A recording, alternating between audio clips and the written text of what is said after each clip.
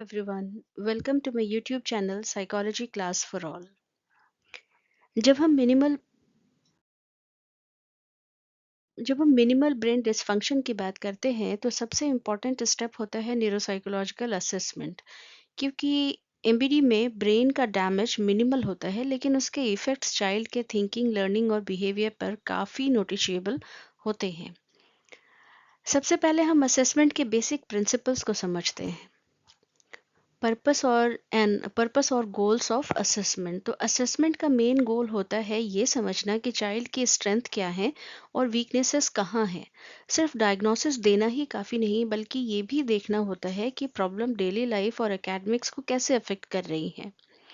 Developmental considerations मतलब बच्चों के केस में एज बहुत इंपॉर्टेंट होती है। जो बिहेवियर एक 5 साल के चाइल्ड के लिए नॉर्मल हो सकता है, वही 10 साल के चाइल्ड के लिए प्रॉब्लम हो सकता है। इसलिए असेसमेंट डेवलपमेंटल लेवल के अकॉर्डिंग किया जाता है। कल्चरल और कंटेक्सचुअल फैक्टर्स, चाइल्ड का background, language, schooling systems, family environment, ये सब चीज़ें असेसमेंट को इन्फ्लुएंस करती हैं। एक टेस्ट जो अर्बन इंग्लिश मीडियम चाइल्ड के लिए सूटेबल है, वही रूरल या वर्नाक्युलर मीडियम चाइल्ड के लिए अप्रोप्रिएट हो, ये ज़रूरी नहीं है।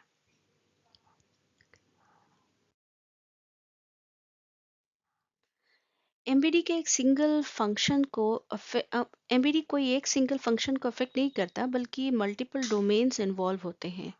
अटेंशन और कंसंट्रेशन, चाइल्ड इजीली डिस्ट्रैक्ट होता है, इंस्ट्रक्शंस फॉलो नहीं कर पाता, या टास्क कंप्लीट नहीं कर पाता है। Executive functions, planning, organising, impulse control, problem solving, ये सब एग्जीक्यूटिव फंक्शंस कॉमनली वीक हो जाती हैं। मेमोरी, वर्किंग मेमोरी जैसे इंस्ट्रक्शंस याद रखना, शॉर्ट टर्म और लॉन्ग टर्म मेमोरी, तीनों एरियाज एसेस की जाती हैं। लैंग्वेज एंड कम्युनिकेशन, चाइल्ड बोल तो रहा है होता है, लेकिन इंस्ट्रक्शन समझने, सेंटेंस फ्रेम करने या आइडियाज एक्सप्रेस करने में डिफिकल्टी हो जाती है। विजुअल, स्पेशल और परसेप्चुअल स्किल्स जैसे कॉपी करना, शेप समझना, पजल सॉल्व करना या स्पेस ओरिएंटेशन, ये सब एरियाज भी चेक की जाती हैं।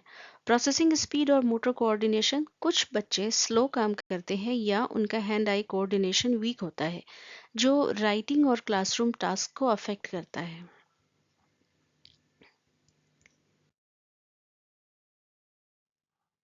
Neuropsychological test and tools. अब बात करते हैं एक्चुअल टूल्स और टेस्ट की। तो इंटेलिजेंस असेसमेंट जैसे WIS, MICIC या मेलिन्स इंटेलिजेंस स्केल, ये IQ के साथ साथ कॉग्निटिव प्रोफाइल भी दिखाते हैं। अटेंशन टेस्ट जैसे CPT और डिजिट स्पैन टेस्ट से अटेंशन स्पैन और मेंटल फोकस मेजर किया जाता है। एग्जीक्यूटिव फंक्शन टेस्ट, इसमें स्ट्रूप टेस्ट, WCST और ट्रेल मेकिंग टेस्ट से फ्लेक्सिबिलिटी, इनहिबिशन और प्लानिंग एसेस होती है। Memory test, digit span, visual memory task, ये बताते हैं कि चाइल्ड इंफॉर्मेशन को कैसे स्टोर और रिकॉल करता है। एकेडमिक और learning assessments, reading, writing, spelling, arithmetic, ताकि लर्निंग डिसेबिलिटी का क्लियर पिक्चर मिल सके।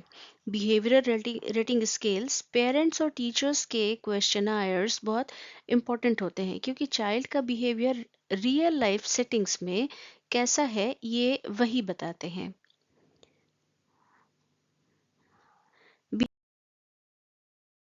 Behavioural observation and clinical interview. Assessment सिर्फ टास्क तक लिमिटेड नहीं होता। चाइल्ड क्लास में कैसे बैठता है, टीचर को सुनता है या पीयर्स के साथ इंटरैक्ट करता है, ये डायरेक्ट ऑब्जर्वेशन से पता चलता है।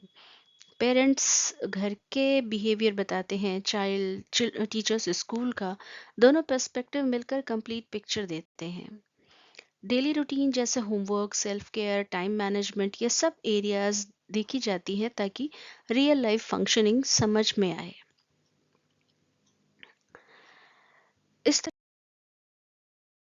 न्यूरोसाइकोलॉजिकल असेसमेंट एक होलिस्टिक प्रोसेस है जिसमें टेस्ट, ऑब्जर्वेशंस, इंटरव्यूज और कंटेक्स्ट सब मिलकर चाइल्ड की डिफिकल्टीज और पोटेंशियल्स को समझने में मदद करते हैं।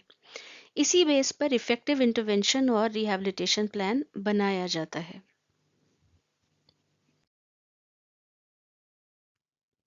नेक्स्ट वीडियो में हम डिस्कस करेंगे Halstead Reitan neuropsychological test battery. So stay tuned to this channel. Thank you.